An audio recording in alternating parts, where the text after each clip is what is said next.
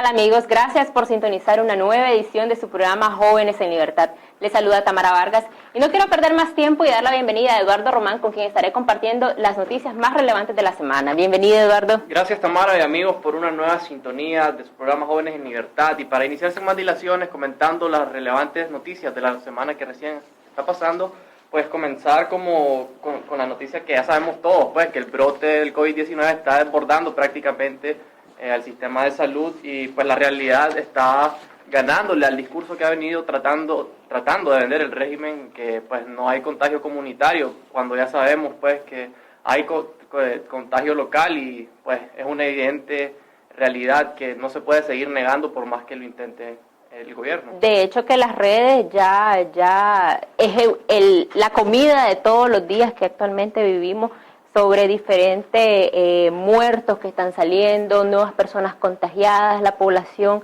está alarmada y realmente es cuestionable de que esta dictadura pretenda ocultar la realidad de lo que realmente está sucediendo. No sabemos con qué objetivo realmente. Y es lo que veníamos hablando en las semanas pasadas, que ya cuando comienzan a haber muertos y fallecidos, pues no hay manera alguna de ocultarlo, porque siempre va a haber algún familiar que denuncia o alguna persona que está ahí para grabar el evento, pues y realmente ya cuando se comienzan a dar estas muertes masivas y estos sepelios express que le llaman, que pues no hay manera de ocultarlo, siempre hay alguien que está con un teléfono grabando y realmente pues no se pueden negar y es evidente. Y vemos también a las autoridades del Ministerio de Salud que ahora quieren dar informes de manera semanal, lo que causa una seria angustia a la población también ver esos sepelios express, donde a la población, a los familiares, se le está diciendo de que su familiar, valga la redundancia, murió de una neumonía o de alguna otra afectación.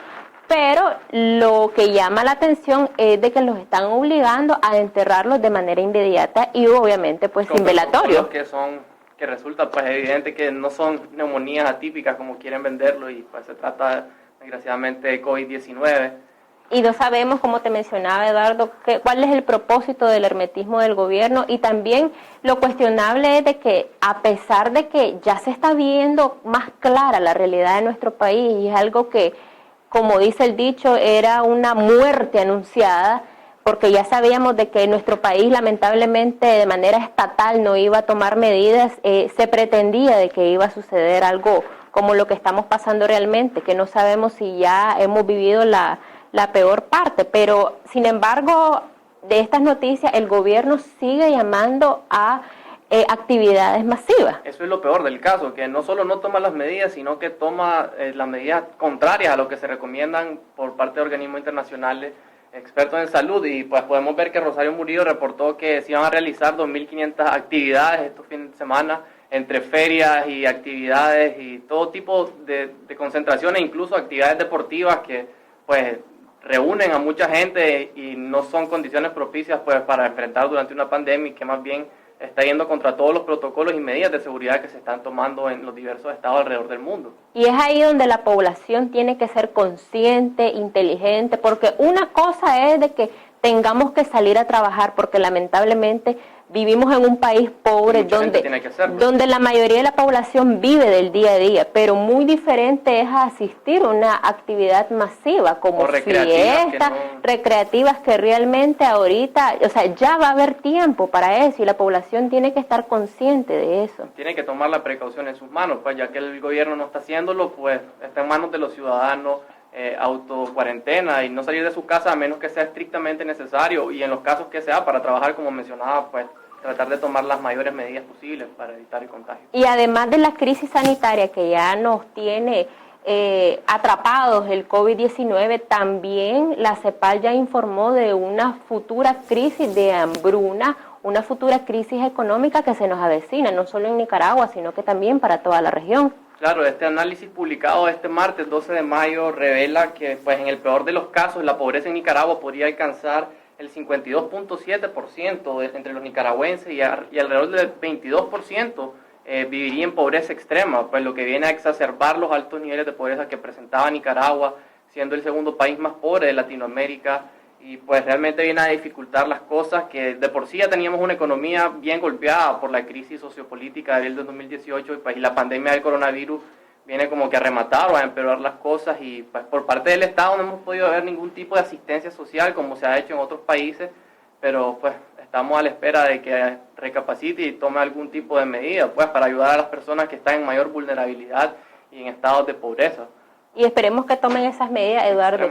Y otra cosa que también fue muy recientemente, apartando el tema del COVID, fue la carta que mandaron los movimientos estudiantiles, quitando ya su solicitud a unirse a la mesa multisectorial de la coalición, donde tendrían voz y voto. Bueno, y explicaron que esto se debía básicamente a las dilaciones y a los cuestionamientos o condicionamientos que prácticamente le estaban dando, y pues consideraron que esto no estaba abonando a la construcción de esa coalición que se pretende. Ciertamente desde Ciudadanos por la Libertad se ha expresado que los jóvenes o los movimientos estudiantiles deben de ser un sector y deben de tener voz y voto como tal. Así es, porque de hecho que ese sector tan importante fue uno de los protagonistas y no se le puede dejar por fuera por intereses personales. Y para hablar de este tema, Eduardo, esta semana el Partido Ciudadanos por la Libertad sostuvo un encuentro con miembros de la Alianza Cívica de cara al fortalecimiento de la búsqueda de ese bloque opositor. Para abordar un poquito más de este tema, pasamos con el reporte de Néstor Telles. Una vez más, representantes del partido opositor Ciudadanos por la Libertad sostuvieron un encuentro con dirigentes de la Alianza Cívica en la búsqueda constante de ir buscando una alianza electoral que derrote en unas elecciones nacionales al régimen sandinista con las debidas reformas al sistema electoral. Hemos platicado de diversos temas, cada día que platicamos, ¿me entendés?, con C por L, vemos que hay más sinergia en la posición de la alianza y la posición de C por L, y vamos a seguir trabajando nosotros para que a un corto plazo, ¿me entendés?, podamos tener ese sueño y darle esa opción a los nicaragüenses que tanto quiere de una unidad completa, ¿me entendés?, en el tema electoral, y buscar cómo poder nosotros traer más fuerzas, ¿me entendés?, y unirnos cada día más, ¿me entendés?, los nicaragüenses en pro de buscar la democracia, la justicia y los derechos ciudadanos de este país, ¿verdad? La dirigente de Ciudadanos por la Libertad, Kitty Monterrey, se muestra a favor que dentro de esa gran unidad que reclama el pueblo de Nicaragua participen sectores representativos como los empresarios, campesinos y estudiantes. Y yo voy a aprovechar para decir hoy que nos molestó mucho ver un comunicado de los estudiantes donde no se les dio el lugar que ellos merecían. En realidad creo que aquí todos debemos de reconocer lo que significa la juventud, el estudiantado en estos momentos, y que realmente el lugar que ellos tienen en la historia, no solo en la historia reciente, sino en el futuro de la nación, de lo que está sucediendo hoy, de lo que va a suceder mañana, nos obliga a todos nosotros a respaldarlos. La dirigencia de Ciudadanos por la Libertad asegura que estos encuentros con los miembros de la Alianza Cívica se continuarán manteniendo bajo un lenguaje claro y sencillo a la población nicaragüense. Gracias, Néstor, por ese reporte.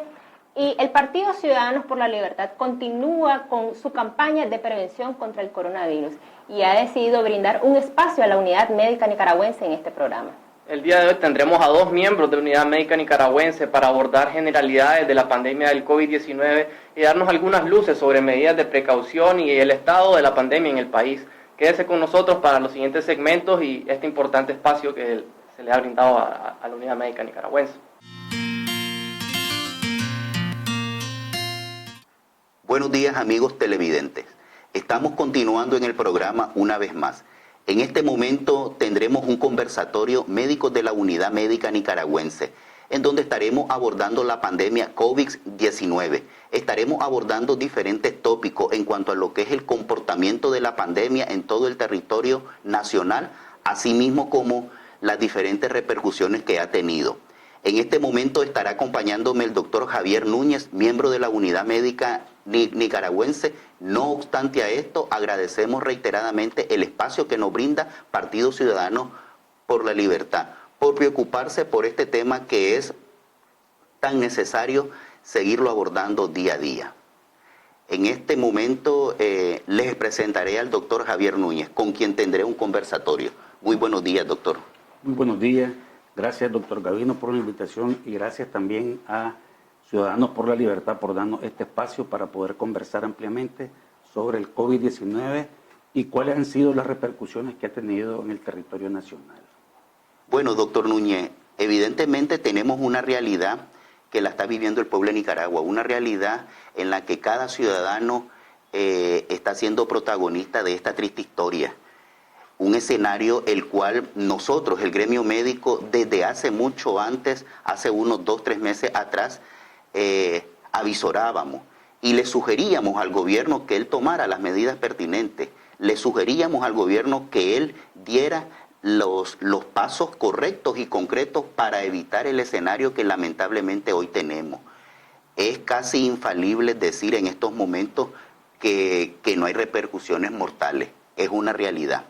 En ese sentido, doctor Núñez, Unidad Médica Nicaragüense pronunció un comunicado en donde se exhortaba a los diferentes sectores, tanto al sector social, al sector empresarial y al sector político, a que se integraran y que en este caso también exhortaba al gobierno para que acatara esas medidas.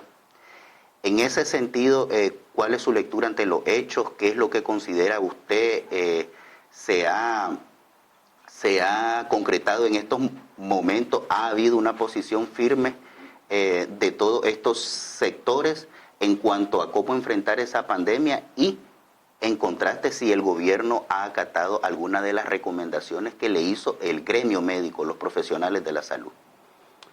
Bien, primero quiero referirme a la Unidad Médica Nicaragüense brevemente, porque es importante que la población nicaragüense sepa de que la Unidad Médica Nicaragüense nació hace 2 años con la insurrección cívica, en abril del 2018. Hoy la Unidad Médica Nicaragüense está consolidada, tiene una junta directiva a nivel nacional y también está distribuida en todo el territorio nacional. Obviamente su razón de ser inicialmente fue asistencial para darle atención a toda la población insurreccionada que estuvo en los tranques y que resultó lesionada.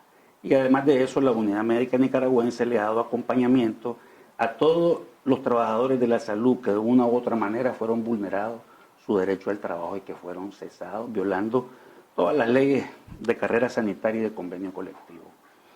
Obviamente la Unidad Médica Nicaragüense, también inmersa en esta pandemia, desde el 18 de marzo que se dio la primera, oficialmente el primer caso de COVID-19 en Nicaragua, ella estaba presta y ya estaba lista para recomendar, según las evidencias de la OMS y de la OPS y de la experiencia en los otros países que se había dado esta pandemia, y ya tiene 4 comunicados, el último fue el 29 de abril. En el primer comunicado que se emitió hace aproximadamente 2 meses, se recomendaron al gobierno 25 acciones que tenía que hacer en ese momento. Sin embargo, vimos que se hizo caso omiso de esto. Obviamente esto lleva su repercusión y esas repercusiones son las que al momento de hoy nosotros estamos viendo. Porque en vez de controlar fronteras, en vez de evitar aglomeraciones, en vez de llevar a cabo, por ejemplo, el cese de las clases, obviamente promovió todo ese tipo de aglomeraciones y aglutinaciones. Esto obviamente iba en contra de todas las recomendaciones y al final del camino hoy estamos viendo lo que en un momento se previno al gobierno, no solo la Unidad Médica Nicaragüense, sino también otras organizaciones médicas, comités científicos multidisciplinarios, asociaciones médicas, incluso médicos independientes. Hay, digamos, un documento donde lo firman 500 médicos exhortando al gobierno a que tome las medidas de prevención. Tenemos que estar claros nosotros de algo importante. El COVID-19 iba a venir a Nicaragua, eso era irremediablemente, y nos íbamos a infectar. Eso no lo podíamos nosotros detener. Sin embargo, sí habían medidas que eran precisamente para controlar el proceso infeccioso en el territorio nacional. ¿Y eso qué significaba? Significaba tomar medidas de contención y mitigación con el objetivo de evitar una cantidad de nicaragüenses infectados en un mismo tiempo. Esa famosa curva que muchos hemos hablado y muchos hemos interpretado es lo que nosotros preveímos. y exhortamos al gobierno de que tomara todas las medidas para evitar eso. ¿Con qué objetivo? Con el objetivo de evitar los colapsos del sistema de salud. Ningún sistema de salud en el mundo estaba preparado para esta pandemia. Y es que a eso mismo, doctor, a mí me gustaría hacer hincapié al respecto, porque existe una realidad muy indeleble en nuestro país y más en nuestro sistema de salud. Estaba revisando yo y el presupuesto de salud que tiene asignado nuestro gobierno es un presupuesto que no ha crecido más allá del 3% anual. Y si nosotros hacemos comparaciones con cifras presupuestarias derivadas a otras instituciones, vemos de que el Ministerio de Salud no ha sido altamente priorizado en cuanto a tema presupuestario. Esto evidentemente contrasta el discurso que tiene el oficialismo de ofrecer una salud gratuita e integral. En ese sentido, ya el país se encontraba en vulnerabilidad. Se hacía una estimación de 180 a 185 ventiladores existentes en el país para atender esta pandemia. Nunca hubieron cifras reales de parte del Ministerio de Salud. Asimismo, nunca hubo un pronunciamiento un tanto ajustado a terreno en cómo ellos iban a enfrentar esta pandemia. No obstante, fue un escenario totalmente distinto el que ellos propusieron. En ese sentido, estamos claros de que la población ha tomado sus propias medidas. La población ha hecho uso del derecho de asumir ellos mismos muchas medidas de contención, muchas medidas de aislamiento. No están enviando a su hijo a clase. Esto nosotros lo podemos ver en centros públicos y privados, en universidades mismas. No obstante a eso, hay una campaña en contradicción con el gobierno por presionarlos para que sí asistan a clase. Pero todo esto resulta, a corto plazo ha resultado un poco, consideramos o considero, un poco como una forma de mitigación ante la pandemia social. Estamos claros de que los diferentes gremios o las diferentes asociaciones médicas han estado al frente día a día dando orientaciones. Pero también estamos claros de que existe una realidad en cuanto a cifras mortales. Entonces, en ese sentido, doctor, ¿usted maneja algún algoritmo de atención primaria o un algoritmo de atención secundaria que el MINSA haya planteado?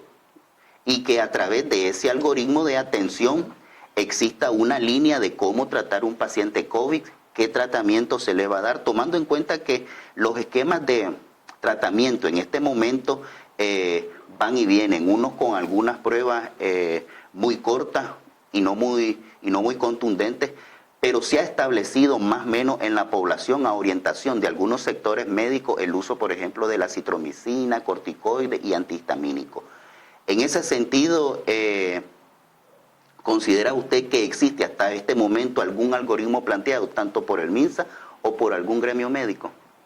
Mira, efectivamente es importante resaltar que el sistema de salud nicaragüense es uno de los más débiles de América Latina.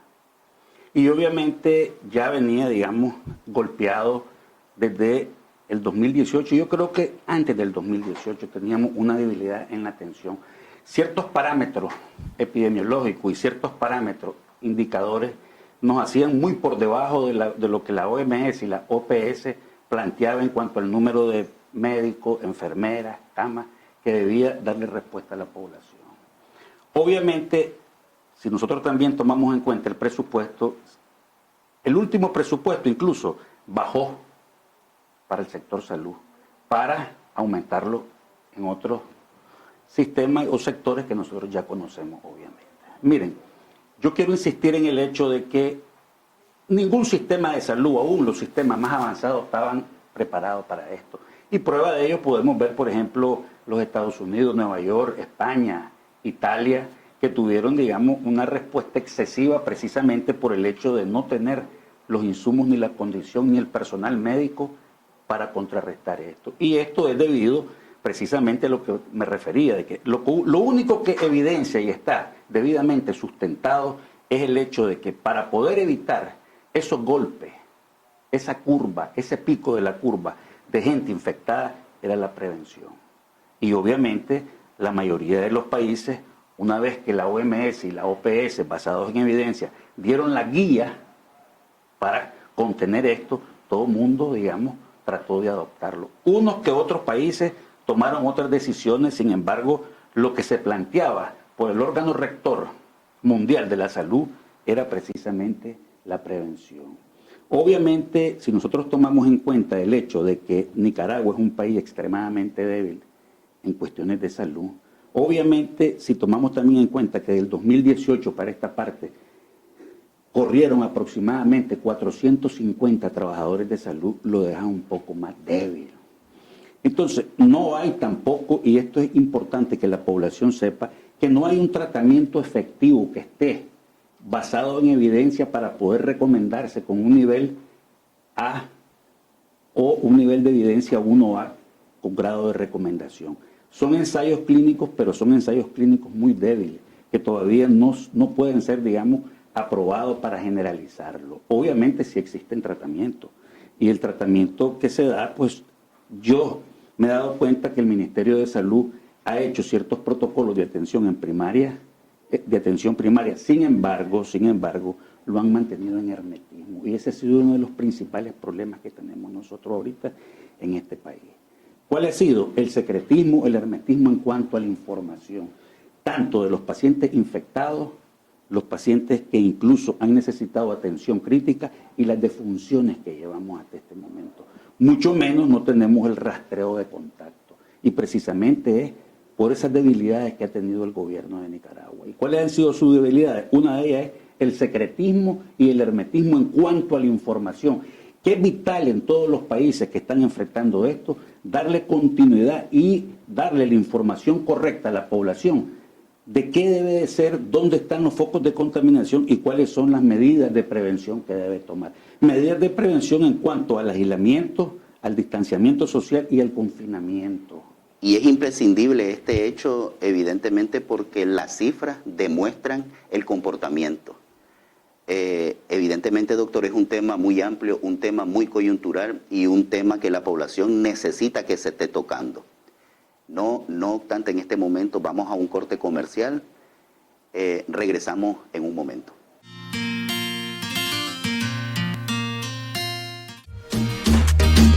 Vamos unidos por Nicaragua, caminemos juntos por la democracia, paz y libertad. Somos ciudadanos por la libertad.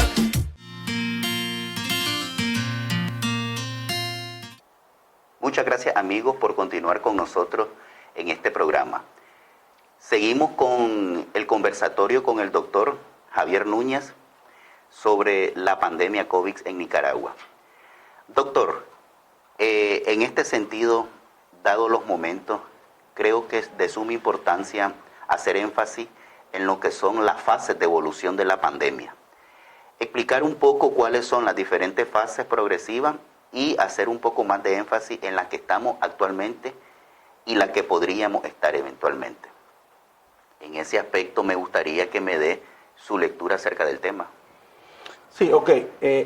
Epidemiológicamente se han definido en 4 fases esta pandemia.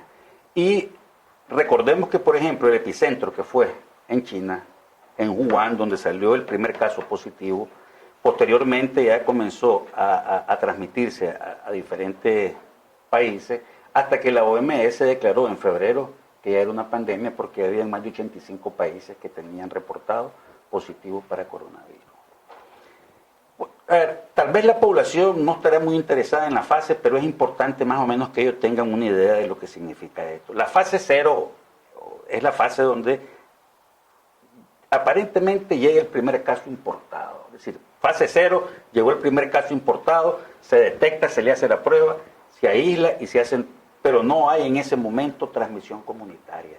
¿Qué significa la transmisión comunitaria para después referirme a la fase 2? Para que la gente también entienda, porque mucho esa palabra anda circulando en los medios, la maneja la gente, pero tal vez no está clara de la transmisión comunitaria. Cuando todos los casos positivos en un país que se diagnostican son importados, eso significa de que alguien que sea nicaragüense o un extranjero estuvo en un foco epidemiológico de contacto, se contagió y ingresó al país, uno lo detecta y dice, bueno, ok, tenemos que comenzar en este momento a articular y a echar a andar todo el andamiaje de la prevención y la contención. Se diagnostica, se aísla y obviamente tal vez los posibles contactos que tenga también entran en aislamiento y cuarentena. Esa prácticamente es la fase 0, digamos, que es el primer caso. No anda el virus circulando en el territorio nacional, que es lo que pasa cuando no hay un control de este tipo de medidas que tienen que hacerse. Ya la fase 2 es la fase cuando hay más de 15 pacientes que vienen importados al país, se hace el diagnóstico, pero ya puede haber 1 o 2 de los pacientes que se diagnosticaron que perdió el control el gobierno. Y entonces es ahí donde se hace el rastreo continuo de los contactos que se puedan hacer. Obviamente en Nicaragua ya desde hace 2 meses, si nosotros tomamos en cuenta las noticias y lo que se ha visto, Cuba diagnosticó 4 pacientes nicaragüenses que llegaron a Cuba y prácticamente se llegaron positivos una vez que entraron al aeropuerto de Cuba. Eso significa que nosotros ya no teníamos control aquí adentro, porque esos pacientes, si nosotros los hemos diagnosticado, aunque fuese extranjero, debimos de haberlo metido en cuarentena. ¿Qué significa eso? Significa algo importante que debe conocer la población, que es que no había control, y eso pasó por no hacer un estricto control de las fronteras nicaragüenses, que es lo primero que debe hacerse. Lo primero que debe hacerse es el control de fronteras, tanto aérea, marítima como terrestre.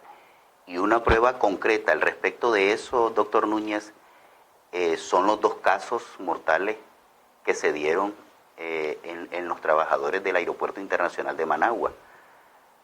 Dos personas que trabajaban en el área, tenemos entendido, de la atención de pasajeros en la pista, ¿ya?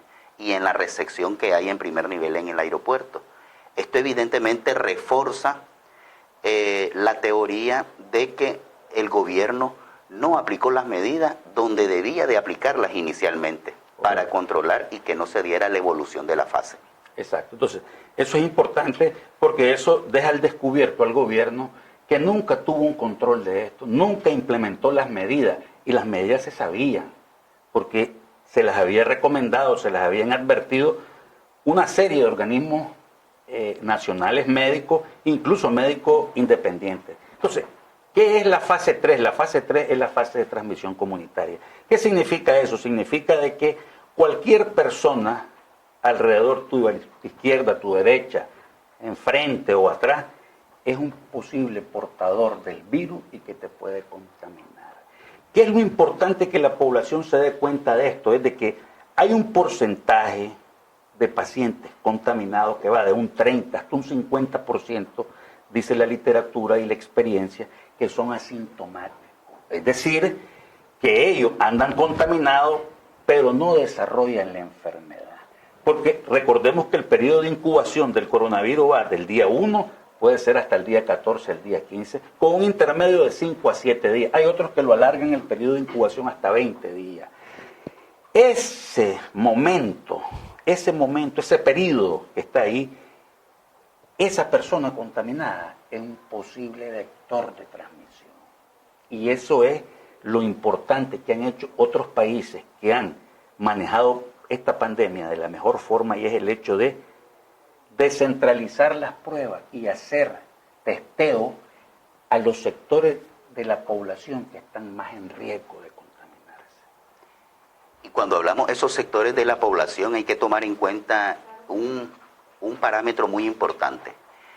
El último censo poblacional que se hizo en Nicaragua fue en el año 2011.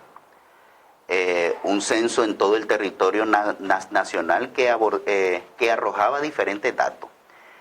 Dentro de los datos estamos hablando que más o menos tipifica 6 millones de habitantes a nivel nacional.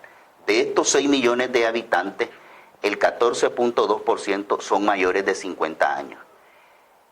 En ese aspecto estamos hablando que nuestra pirámide poblacional es progresiva. Es un factor un tanto positivo para nosotros como sector poblacional, dado que en contraste con otros países europeos, sus pirámides poblacionales son regresivas. Y es por eso uno de los factores que quizás la pandemia ha afectado más o ha dado más cifras mortales. No obstante a eso, ese porcentaje mayor de 50 años tuvo que haber habido una campaña de prevención porque lógicamente representa un sector poblacional y a la misma vez por las características mismas, por su grupo etario de ser mayores de 50 años y la mayoría de ellos con comorbilidades como hipertensión arterial o diabetes, se vuelven aún más vulnerables al respecto. En ese aspecto estaríamos hablando en términos numéricos. Hace como 15 días se emitió un estudio al respecto en el sentido que fueron como unos comentarios demográficos, unos comentarios con un corte antropológico, en el que se estimaba que numéricamente ese término de porcentaje obedecía casi a 400.000 personas mayores de 50 años. Si a esto se le aplica la tasa de mortalidad, estaríamos hablando de un número también relativamente alto. Y es lo que probablemente, Dios quiera y no sea, llegue a suceder. Entonces, en ese aspecto, cómo proteger, cómo brindarle recomendaciones a ese sector que es vulnerable, a esas personas mayores de 50 años, que tienen comorbilidades, que son hipertensos, que son diabéticos y que evidentemente por la situación misma, autodidácticamente ellos quizás se han estado investigando en el tema, pero a la misma vez ellos se encuentran muy nerviosos y lógicamente por la evidencia que hay en la medicina asumen ellos de que la afección va a ser un poco más directa y más mortal con ellos. Entonces en ese aspecto me gustaría que se le brindaran recomendaciones a ese sector, ¿ya?, sobre qué debe hacer, qué debe reforzar, ¿ya?, y evidentemente pienso yo que hay que hacer mucho énfasis en la salud mental también en ello. Mire, David, mire, doctor Blandón, queriendo entender la política del gobierno de salud ante esta pandemia, es importante lo que tú acabas de decir en cuanto al segmento poblacional de Nicaragua, que prácticamente, por decirlo así, para que lo entienda la población, la mayoría de la población nicaragüense es joven. Pero hay un porcentaje, como tú bien lo decías, de personas que va más allá de arriba de los 60 años y que son los más vulnerables por la edad y porque están acompañados de comorbilidades. Si nosotros quisiéramos escurcar la política del gobierno, diríamos, ¿querrá el gobierno implementar la inmunidad colectiva o la inmunidad de rebaño pensando de que la mayoría de la población nicaragüense joven se va a contaminar, pero no va a desarrollar síntomas graves? Tratando de que se inmunice todo ese segmento de la población y obviamente después el virus no tenga la capacidad de poder contaminar. Sin embargo, eso es un riesgo muy alto. Ya el Reino Unido quiso implementar eso y los resultados fueron catastróficos porque hay una cantidad de muertos que tuvieron. Obviamente ese segmento poblacional que tú hablas, que es el que está en riesgo porque es de la tercera edad y tiene comorbilidades, debería el gobierno de haber implementado estrategias para mantener a esa gente en sus casas. ¿Con qué objetivo? Con el objetivo primero de que ese era el primer segmento de la población que debe haber guardado cuarentena. Pero obviamente hay una serie de situaciones también económicas y que la gente, a veces hay personas de la tercera edad que hasta viven solos, no tienen familiares, otros están en asilo. Entonces, ¿qué debió haberse hecho ahí? A mi juicio, una estrategia donde tener tabulado o mapeado dónde está toda esa gente e implementar medidas, en vez de andar haciendo visitas de casa en casa como hicieron, tratar de ayudarle a esta gente a hacer sus compras, a llevarle sus medicinas, guardando el debido distanciamiento, para que ellos estuvieran confinados en sus casas y no salieran, porque a veces es obligatorio que salgan, porque tienen que ir a tener a veces su salario que le dan, no su salario, su jubilación, que tienen que salir, y eso lo sometes a una gran desfila. Además que es lo más vulnerable que está. Como estamos hablando ahorita, es el segmento más vulnerable. Debió haberse hecho estrategia el gobierno en ese sentido para ayudar a ese segmento poblacional que era más proclive y que donde la enfermedad se hace más severa. Debió haber hecho eso. Sin embargo, no vimos ninguna política económica de parte del gobierno en ese sentido. En comparación con el Istmo Centroamericano, si nosotros tomamos en cuenta, por ejemplo, El Salvador, Costa Rica, Honduras, tomaron políticas económicas. Y esas políticas económicas fueron, bueno, una serie de moratorias, cancelaron luz, agua, qué sé yo, hicieron una estrategia de tal manera que la gente permaneciera más en su hogar y no anduviera en la calle percibiendo el virus, infectándose. La otra cosa importante que hay que tomar en cuenta es el hecho de que la pandemia sanitaria también trae con la mano una pandemia económica, y eso lo sabemos muy bien, y a nivel mundial está golpeando la economía. El 70% de la economía nicaragüense descansa en el trabajo informal. Y obviamente esa gente, diciéndolo en lenguaje coloquial, coyó el quebrado, coyó el comido. Esa es una gente que tiene que salir, porque si no sale este día, no come el día de mañana. Entonces eso es importante. Y yo quiero brindar un mensaje a esa gente, porque va a ser muy difícil que esa gente se quede en su casa, porque ¿cómo hace? Es muy difícil. Sin embargo, esto va orientado a esto. Esta gente es la que se le debe dar la mayor información y educación en cuanto a higiene. Y eso va orientado a higiene de las manos con agua y jabón por lo menos 40 segundos. Usar barbijo o tapaboca, que es importante que si ustedes recuerdan, y nos vamos a hacer un poquito atrás de historia, el gobierno prohibió el uso de tapabocas, y más a los trabajadores de la salud, porque ¿qué es lo que argumentaba? Que eso iba a alarmar a la gente. La otra cosa que tiene que hacer esta gente es, además del distanciamiento, el uso de barbijo, el lavado de manos constante, no tocarse la cara con las manos después de haber tocado superficies, porque obviamente esa es otra de las formas de transmisión del coronavirus. Entonces es importante hacerle esa referencia y remarcársela a ese segmento también de la población, que no es despreciable, que tiene que tomar esas medidas. Hay que también hacer el énfasis de que estamos en un momento ahorita crítico donde la contaminación es excesiva, donde vamos a llevar al pico del contagio. Y decía un epidemiólogo extranjero, nicaragüense, radicado en el extranjero, que debiéramos de esperarnos, que todavía estamos, dicen, no hemos llegado al pico de la curva, pero que debiéramos de esperar al menos entre 200 a 300 muertos semanales. Un dato totalmente terrible, ¿sí? Asimismo, quisiera reforzar sus recomendaciones para ese sector poblacional, dado que por la escasez que pudiera generarse del alcohol gel, que la población sepa y maneje de que no necesariamente puede ser el alcohol gel.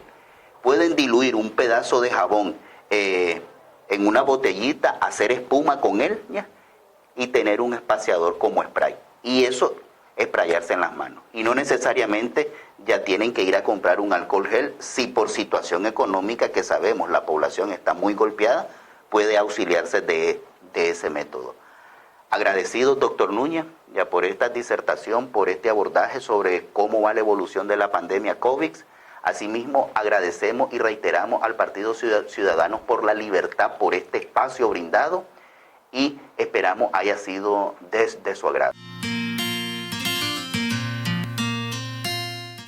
Gracias por continuar con nosotros. La pandemia del coronavirus ha afectado a diferentes sectores poblacionales, pero ¿cómo están sorteando los medios de comunicación? Para hablar de este y otros temas ya se encuentra conmigo David Quintana. Bienvenido, David, de medio Boletín Ecológico. Gracias, Tamara. David, me gustaría que iniciáramos, nos comentaras un poco, anteriormente Boletín Ecológico era un medio casi exclusivo para hablar de temas ambientales. Sin embargo, debido al estallido del 18 de abril del 2018, ha migrado a temas políticos. ¿Cómo ha sido esa transición?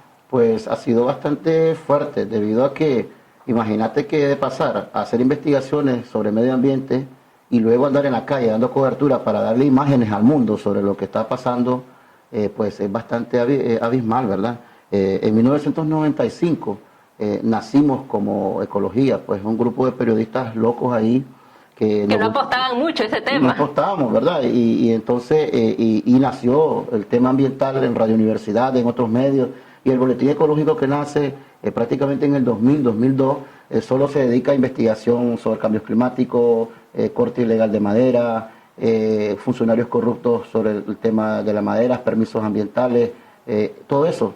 Pero sucedió que el mero 18 de abril del 2018 venía bajando yo en el vehículo y miré de que estaban golpeando a la gente, pero no había 100% de noticias, le habían quitado la señal. Canal 12 le quitaron la señal, Voz TV estaba medio Confidencial, no miré a nadie ahí que estuviera. Entonces y prácticamente el Canal 10 no había entrado todavía a eso. Entonces yo saqué mi celular y empecé a transmitir y miré que me llegó a 1 millón de personas conectadas. Y desde ese día me di cuenta yo de que el boletín ecológico tenía que hacer parte de un emergente de los medios de comunicación en la parte de la prensa digital, y ahí me quedé. Pero eso tuvo un costo, obviamente, era el despido, obviamente el cierre de las oficinas del boletín ecológico, el cierre de la cuenta bancaria, que se fueron los colegas que trabajaban conmigo, y eso pues tuvo un precio, pues que hasta ahora David Quintana es el editor, el chofer, el periodista, el corresponsal, todo lo hago yo, pero se hace pues porque ahora hay algo importante y es el teléfono. Entonces la gente te colabora con imágenes, aunque hay que verificar primero, pues, pero... De hecho estamos. Que ha sido muy famoso por tus transmisiones en vivo y Sí. realmente, como mencionabas, ha tenido un costo, no solo en este ámbito económico y de recursos humanos, sino que también fanáticos sandinistas, en contubernio con la policía, también te ha agredido de manera física. Sí, mira, en realidad que el boletín ecológico me ha sorprendido mucho de que ha tenido efecto, en el sentido de que ha servido para atestiguar ante el mundo de que este régimen habla en serio cuando se trata de crímenes. Y cuando hablas de cobertura de prensa, efectivamente, coincidentemente me ha tocado estar en los momentos más agresivos que han habido. Y para muestra que ahí están las imágenes cuando hay heridos, cuando hay crímenes, cuando están quemando el microbús en la rotonda de la Yempol. Ahí estaba yo, porque el resto de mis colegas andaban ahí al fondo y yo estaba ahí en ese momento. Entonces, cuando a mí me agarraron una vez, por ejemplo, la policía decía, vos andás creando escenario, vos sos un IVP, una mala palabra que te dicen. Y después me acuerdo cuando Chanito Aguirre, cuando lo estaban golpeando, su camioneta, que le dispararon y todo, y yo estaba ahí de pronto. Entonces decían los sandinistas, no, es que ahí crearon un escenario, mentira, pero ahí estaba David Quintana transmitiendo, porque me había quedado sigilosamente en otro lugar. Entonces, ¿qué implica eso? Creo de que el destino ha hecho de que haya estado en esas imágenes, pues. Sin embargo, sin quitarle mérito a mis compañeros del resto de prensa digital, yo creo de que lo importante aquí es que la dictadura está aliando con otra cosa, que es la prensa digital, valga el pleonasmo. Y es que ahora, a pesar que pueda cortar la señal en señal abierta, pero ahí está la digital. Ellos saben muy bien de que el Internet, las redes sociales, es una herramienta bastante importante para que podamos usarla muy bien, un beneficio. A propósito de lo que está sucediendo ahorita con la pandemia, la gente ya debe estar cansada de tantos temas de la pandemia, imágenes que están mandando. Hay que tener bastante cuidado con eso, ¿verdad? Hay que tener, y es el desafío que tenemos ahorita la prensa independiente, y es manejar, así como pudimos sortear en medio de heridos, asesinatos a nivel nacional, presos políticos, y que supimos manejar bien la información y supimos verificarla. Pues así también ese desafío tenemos ahorita de informar a la población con los parámetros que te da la OMS, pues, ¿verdad? Sin hacer bullying con las personas que tienen ese mal, ese virus, y con imágenes que sean fehacientes. De hecho, que lo conversábamos detrás de cámara, David, de cómo este es realmente un reto, no solo para los ciudadanos en cuanto a las noticias, sino también para los mismos medios de comunicación, para no caer en la trampa que está tejiendo el régimen de fabricar estas noticias falsas a través de su militancia. Pero, ¿qué recomendación le darías a la población para no caer en estas noticias falsas? Bueno, en primer lugar, yo recuerdo que antier, por ejemplo, se cometió un error al decir de que se había muerto un preso político que está intubado ahorita en el hospital alemán. Y eso fue porque se rompió, bueno, en el caso de mi medio, no pues, pero ahí los que están en Costa Rica, pues rompieron un protocolo que es verificar varias fuentes. Y yo le sugiero a la población, por ejemplo, verificar a los medios de comunicación que han estado, por ejemplo, desde el 2018 hasta ahora, brindándoles información correcta. Está el medio de comunicación Artículo 66, está Nicaragua Investiga, está el Diario de la Prensa, está el Canal 10, está el Canal 12, está el Boletín Ecológico incluso. Entonces, supongo de que son medios de que hemos estado dándole la información veraz. Yo sugiero de que confirmen a través de eso, primeramente, si está en esos medios, es porque es creíble. La prensa ha manejado, por ejemplo, un formato de credibilidad bastante alto, ¿verdad? Entonces eso te dice de que si no está ahí, no es creíble. Pues ahí han nacido varias páginas, pero hay que tener mucho cuidado con esas páginas. Yo se lo sugiero porque son páginas activistas. Cuando voy a esos activistas ya tenés un sesgo. Entonces ya no tenés una cualidad que es la periodística, que es buscar el lead de la información, cómo, dónde, cuándo, por qué y quiénes. Entonces eso te permite hacer periodismo de verdad, pero también buscar la fase 3, que son verificar al menos tres fuentes de información, que es lo que comúnmente hacemos para que la información no sea un fake news, pues, ¿verdad? Y otro fenómeno también que ha estado ocurriendo son los montajes que han hecho, pues no sabría decir si son opositores, si son del Frente Sandinista, pero también han ocupado los logos de estos medios independientes y han regado estas cadenas a nivel masivo, por lo menos en WhatsApp. Yo recibo a veces la misma imagen o los mismos videos 20 veces en diferentes chats. Entonces también esa es una herramienta que han estado ocupando para crear estas noticias falsas. Yo diría que están haciendo una cama para proceder a atacar a la prensa independiente, pero yo siempre he insistido, el régimen se ha enfrentado ahorita a una prensa aguerrida que a pesar de las vicisitudes no vamos a echar pies atrás. La cárcel, ahí está. Yo he tenido la oportunidad de irme del país, pero yo no lo voy a hacer porque ¿por qué me voy a ir? Si yo estoy haciendo periodismo, yo estudié para eso. O sea, yo estudié y si ellos dicen que yo me enriquezco o que me recibo dinero por eso, pues que vaya, yo debo una pulpería. Yo siempre lo he dicho, yo debo unas pulperías. Y eso a mí no me da pena decirlo. A mí me daría más pena decir que recibo salario para que yo lea un guión de acuerdo a lo que me diga una pareja criminal. Eso sí me daría vergüenza, pues. Ahora, yo sugiero de que ahorita que nos están haciendo esos fake con nuestras imágenes, la gente sabe muy bien nuestro formato, nuestro tipo de letra, nuestro tipo de vocabulario, y para mí el sandinismo no tiene otro vocabulario que es vulgaridad. O sea, ellos no tienen ni siquiera ética a la hora de escribir, escriben pésimo. Entonces, ya se nota una redacción cuando es que proviene del búnker, pues, se nota. Sí, totalmente. Y eso que mencionabas de cómo es increíble y es reconocible cómo los medios de comunicación, a pesar de que esta dictadura quiere callar sus voces, ustedes se mantienen firmes. Definitivamente son una amenaza sin tener un fusil. En definitiva, siempre hemos dicho que nuestro único fusil es prácticamente el micrófono, el teléfono. Yo recuerdo bien de que se los dije la última vez que me golpearon, y yo les decía de que por cada vez que nos golpeen, nacen más personas.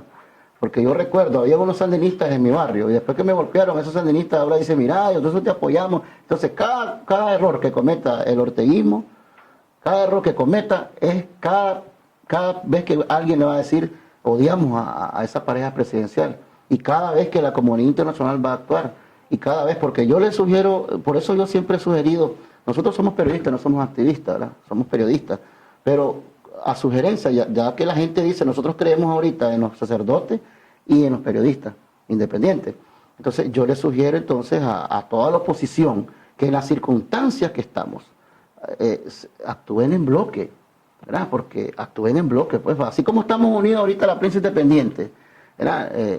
Así como está unido los sacerdotes, que son unos 2, 3 ahí, pues pero así ese bloque debería llevar todo el sistema, pues supongo yo, ¿verdad? De los que tienen la toma de decisión política en Nicaragua, porque tenemos una oportunidad de tener un nuevo país, una nueva nación, pero conste, es importante de que no podés pensar en una revolución, en una nueva sociedad, si no empezamos por nosotros mismos. Y nosotros, la prensa independiente, aunque tengamos un poquito de que tenemos que tener cuidado y guardar ciertos parámetros de seguridad, pero seguimos haciendo nuestro trabajo, porque para eso nacimos, para eso estudiamos, y creo que estamos del lado del pueblo. Y quiero quedarme con esa información que decía David de este bloque de unidad que tanto necesitamos. De hecho, el Partido Ciudadanos por la Libertad ha insistido que debemos de dejar los intereses por un lado y ahorita centrarnos realmente en las demandas de la población. Ya saben, agarren los tips de David Quintana para no caer en esas noticias falsas. Gracias, David, por compartir esa importante información, y como siempre quiero reconocer a todos los medios de comunicación independientes y sobre todo a ti sobre la gran labor que están realizando, porque al final ustedes también son seres humanos y están expuestos ante que se puedan contagiar de esta pandemia. Así es. Muy Gracias, bien, muchas por continuar con nosotros. Y con esta importante información hemos llegado a la parte final de su gustado programa Jóvenes en Libertad. Recuerden que seguimos en la constante campaña de prevención contra el coronavirus. Estimados ciudadanos, recuerden que la prevención está en sus manos y no queda más que despedirnos, no sin antes agradecer al equipo de producción que hace posible la realización de este programa. El amor vence siempre, como Cristo ha vencido. El amor ha vencido. El amor vence siempre, aunque en ocasiones, ante sucesos y situaciones concretas, pueda parecernos impotente. Cristo parecía impotente en la cruz. Dios siempre puede más.